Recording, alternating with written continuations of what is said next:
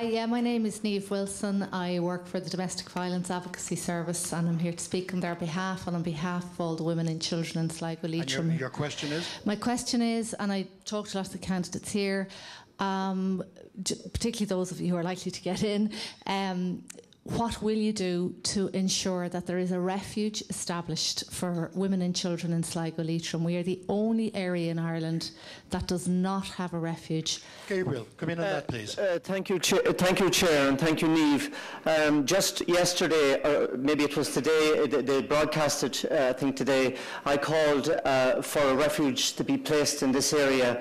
I think that the work that you do is incredible work, and it has to be, it has to be given great priority. One way, in my opinion, that would be easy to solve some of those difficulties is if the government would release some areas and ghost estates that they're talking about completely knocking down that could be used for that vital service to protect women, sometimes men, and children. So the answers are there. All it takes is a commitment from government, and it could be done with the stroke of a pen if that compassion is there to do it. Okay, Niamh, I've been consulting with you on an issue about this. Hopefully there's a facility in Sligo that was there, that I was the chairperson of, which was Casey Lane, that has been closed for nearly the last 2 years now. I know there was some kind of difficulties around, legally difficulties that are supposed to be concluded at the end of February, and hopefully at that time we'll go in public consultation and ask for submissions for people with letters of indications of interest in taking over that building, and I'm sure that you will be very positive very shortly. Yes, hopefully now. Niamh will know, having met Eamon Gilmore this evening, that the Labour Party does have a specific policy for domestic violence, and I have already raised the issue publicly, and I can't believe that in the 21st century women live in Sligo and there is no refuge. So it's a priority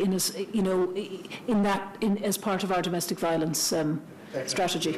Well, from the information we have received from Niamh, that 2 out of every 3 women who accessed the services and requested crisis accommodation, they had to return home to the abuser because there was no refuge in this area. And I think it's simply unacceptable that women and children have to continue to experience violence and abuse in their own homes and have no safe place to go.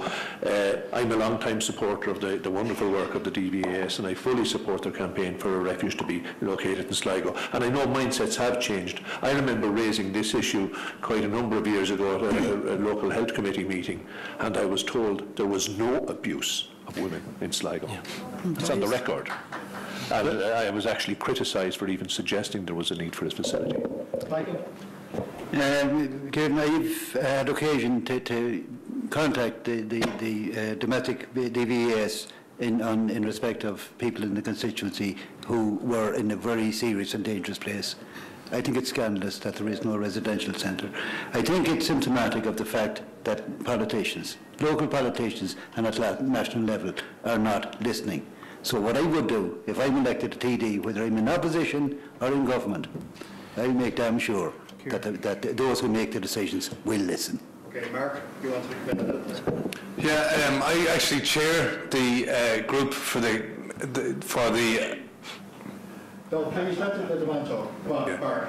Yeah, I chair the group for the County Development Board, which is the steering group to see a refuge brought to fruition. And as Veronica says, there is some good progress being made in that regard, and I intend to see it delivered, whether at the location which I know Veronica is speaking about, or another one.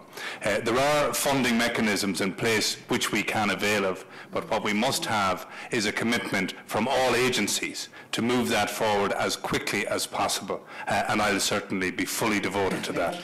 Yeah, I've spoken to Niamh on a few occasions and I visit their centre, and there is a willingness, I understand, on all sides to try and progress this facility that I believe is available, and there is the support of the local authority in that as well. It's unfortunate that there was a bit of a legal issue in relation to title and things like that, but that will be resolved very, very soon, I understand. It mustn't turn into the cancer bus. No. Ladies and gentlemen, we have tried to get through as much as we possibly can tonight.